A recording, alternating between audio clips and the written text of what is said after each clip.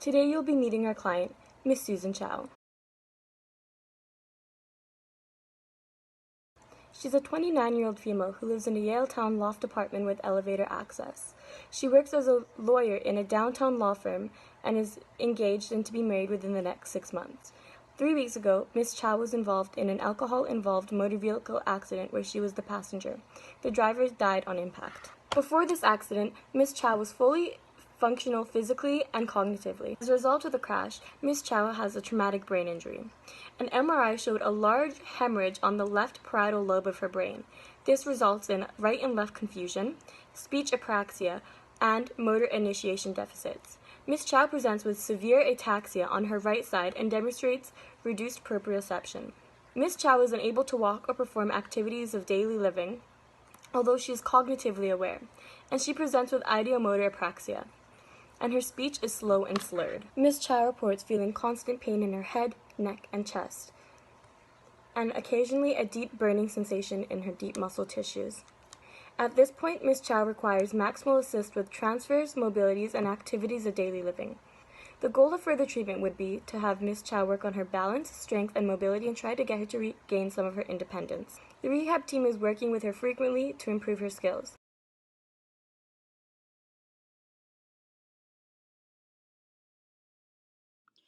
The rehab team has been working extremely hard with Susan, but we have noticed a few red flags that has caused treatment to be difficult. One area the rehab team is concerned about is Susan's mental health. Susan suffered a traumatic brain injury and has been diagnosed with severe ataxia and is going through everything that comes with ataxia. She is mourning the loss of her friend that was killed in the accident, and she is in constant pain from her brain injury as well as other physical injuries. Susan is on duloxetine medication. This is associated with major depressive disorder.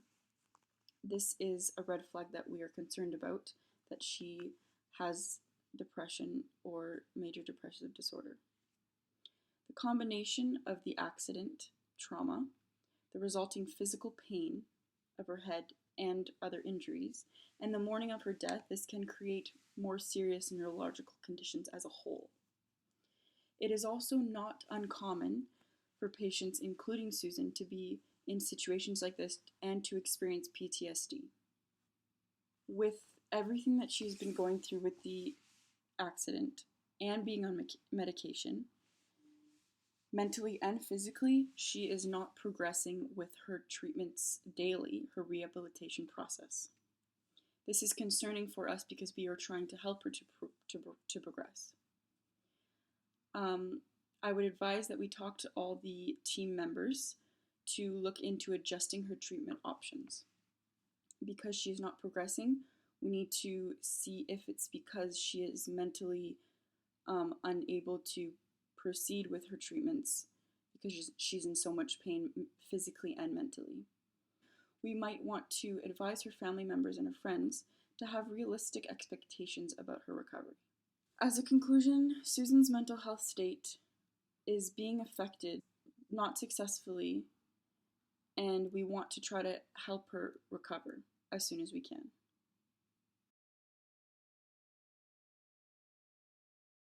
Susan has sustained some serious injuries, and since her accident, she complains of headaches, chest, and neck pain that she scores a 5 out of 10, even with her medication.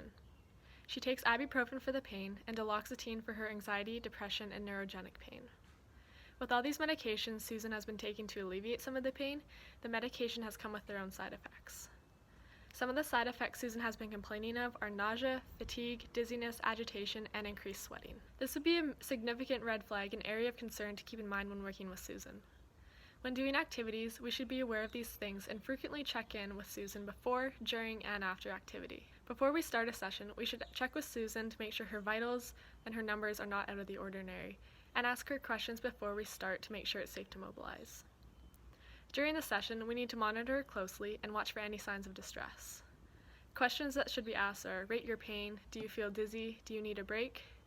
These questions can help us keep Susan safe and ensure no harm will come to her by continuing to mobilize. It could be detrimental and dangerous to continue activities with Susan if she feels dizzy or weak, as there is a risk of her falling. We want to push Susan to get better, but if she's in lots of pain, we don't want to push her too far that we're doing more harm than good. If these symptoms progressively get worse, informing the therapist or nurse is crucial to determine how best to continue. It's also essential to educate Susan and make her aware of her own physical limits. Keeping these red flags in mind, here are a few mat exercises and balance exercises the rehab team has been doing over the past couple weeks with Susan.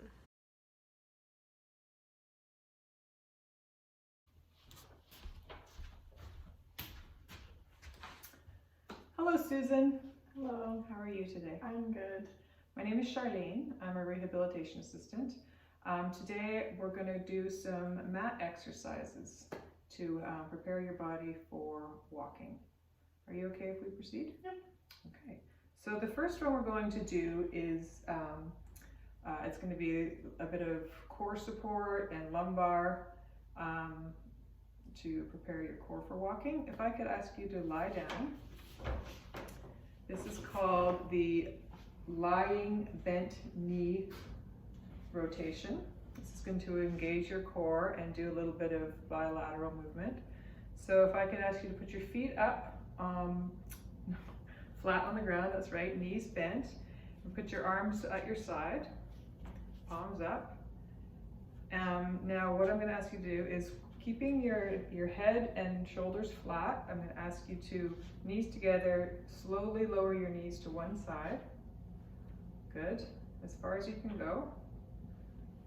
Excellent, now lift up again. Great, now lower to the other side. Very nice. And up. So we're going to ask you to repeat that 10 times. Okay, so now that you're getting so good at that, to make it a little bit more challenging, if you could turn your palms down, and when you drop your knees to one side, if you could turn your head to the other. So that's it. Now look over your right shoulder. Very good. Hold it and then lift.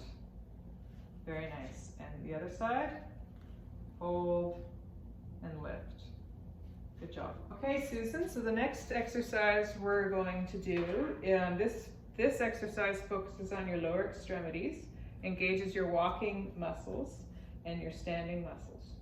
And it's going to help reduce the extensor tone in your lower extremities. So you're lying on your stomach, you're comfortable and supported. Now I'm going to ask you to slowly bend one knee and raise your heel to your butt. Let's go up. Very good. And slowly go down. Very nice. Can we do the other leg? Lift up. Good. Slowly go down, keeping your back still. Very nice. Now that you're getting so good at that, I'm going to apply a bit of resistance, both on the way up and on the way down. So you're going to lift, kick. Good. Nice. And then back down. I'm going to resist. You push against my hand. Very nice. We're going to do that 10 times each leg. Okay. We're also going to do this same thing, but with two legs at the same time. So if you could lift both knees, bend both knees. Good, all the way to your butt, and then slowly back down. Very nice. Now I'm going to push, and I just want you to push against my hand. Oh, you're showing a lot of great strength there. Okay, resist on the way down. Very nice. Okay, Susan, the next exercise, you can see me, is called tabletop weight shifting. This exercise is going to work your upper extremities. It's going to engage some reaching muscles to help you with that reaching on your upper body, and a bit of core work. And because your feet are in the flexed position, it's also going to assist in engaging your flexor and plantar flexion and dorsal flexion muscles for walking. So what I want you to do is, keeping your knees and your feet and your hands on the ground, I want you to slowly shift keeping your neck looking between your hands, and shift your weight back to your heels. Yep, all the way. Keep push back as far as you can. Really good. Okay, now come back up. supporting you. You're nice and balanced. Very nice. Let's do that one more time. Great. Feel good? Okay, you'll let me know if anything hurts. Yep. Great. Okay, so we're going to repeat that 10 times. Okay. And because you're doing such a good job, we're going to do the advanced move now, where you lift your left arm and reach it straight out, and then your right leg. Can you kick your right leg straight out? Very nice. And lower. Oh, sorry, not that way. Lower the legs and the limbs back down. Very good. And let's do the other side. Right arm, left leg. Very good. You've got such a strong core. Good reaching and relax. I'd like you to repeat that 10 times each side as well. Okay.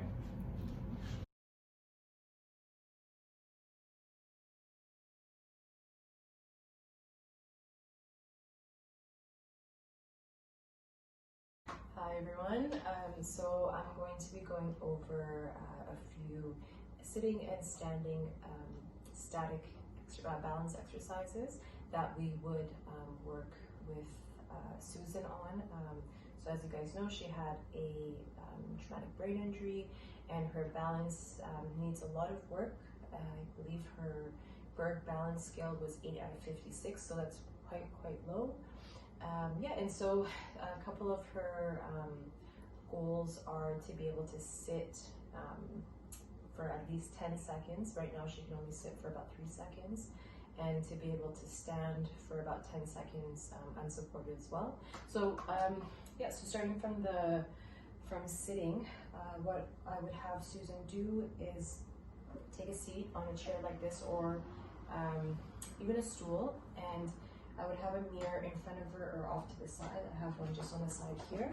And so the thing I would want to work with her on is first to have a visual of where her body is, so that she can see her, just see her posture, see where everything is, all the parts in relation to each other. And then, just giving her prompts of making sure that she has a wider base of support.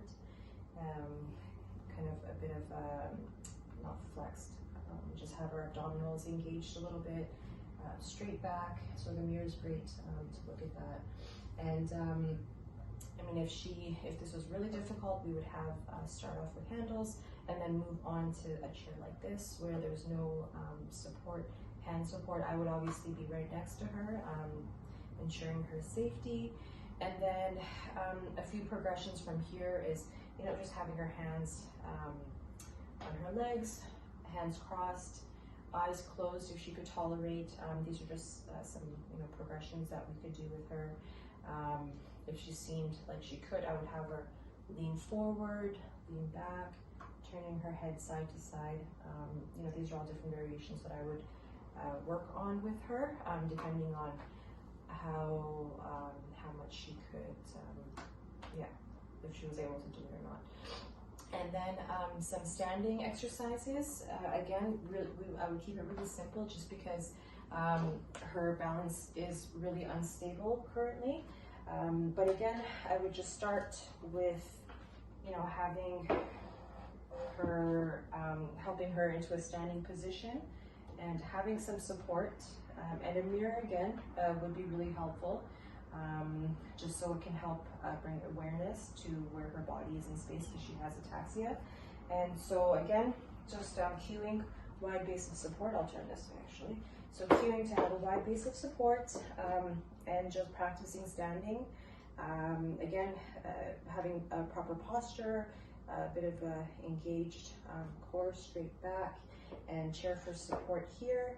And then we could progress to, and I would be here next to her, progress to a smaller base of support. We could move the chair. If she felt up for it, we could have her walk along a bar, practicing just putting her foot one in front of the other. And and then, again, from there, there's lots of progressions that we could do. I could have her, again, like I said, the same way as sitting, turning her head side to side, closing her eyes, with with support, without support. So there's lots of variations that we could do as time goes on. Okay, hope that was informative. Thanks. Our client, Miss Susan Chow, was in a car crash 3 weeks prior, resulting in a left side parietal hemorrhage. This resulted in fine and gross motor weakness, speech difficulties, and it had an immense impact on her psychological health. Through extensive rehab and training with the rehabilitation team, she hopes to regain some of her strength, coordination, and independence.